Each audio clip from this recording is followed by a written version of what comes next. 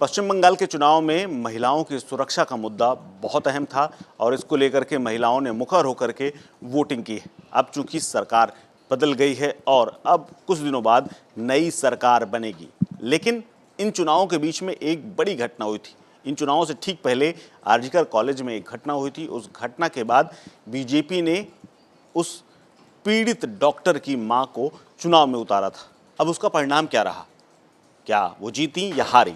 तो मैं आपको बता दूं कि पानीहाटी सीट से, वेस्ट बंगाल की जो सीट थी, यहाँ से उनकी मां रत्ना देवनाथ बीजेपी के टिकट पर चुनाव लड़ी थी। और इस वक्त के जो इलेक्शन कमीशन की वेबसाइट है वो ये बता रही है कि वो अजय बढ़त ले चुकी हैं, यानी अब उनकी जीत लगभग तय है।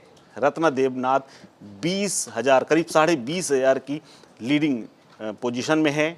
वो टीएमसी के तीर्थंकर घोष से 20,463 वोट आगे चल रहे हैं। तीसरे नंबर पर कम्युनिस्ट पार्टी के नेता हैं कालातान दासगुप्ता। इसके अलावा बाकी लोग पीछे चल रहे हैं, यानी रत्ना देवनाथ विधायक बनकर के सदन में बैठेंगी। और बीजेपी ने महिलाओं के मुद्दे को लेकर के जिस तरह से मुखर होकर के पूरे केस को उठाया था और उसके बाद सीबीआई तक जांच गई थी, इस पूरे मामले में ममता की सरकार को घेरा था। और अब महिलाओं की सुरक्षा को लेकर के बीजेपी के तमाम जो महिला सुरक्षा और महिला आरक्षण को लेकर के जो तमाम चेहरे पश्चिम बंगाल में बनाए जाएंगे, उनमें से एक चेहरा देवनाथ का भी है, जो आने वाले समय में बीजेपी की विधायक के तौर पर सदन में दिखाई देंगी।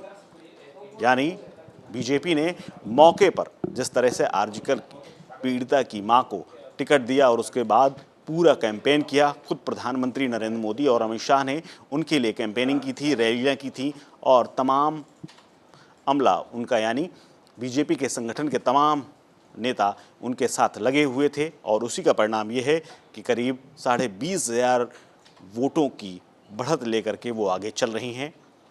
फिलहाल इस खबर में इतना ही। आप देख रहे थे स्टेट मिरर।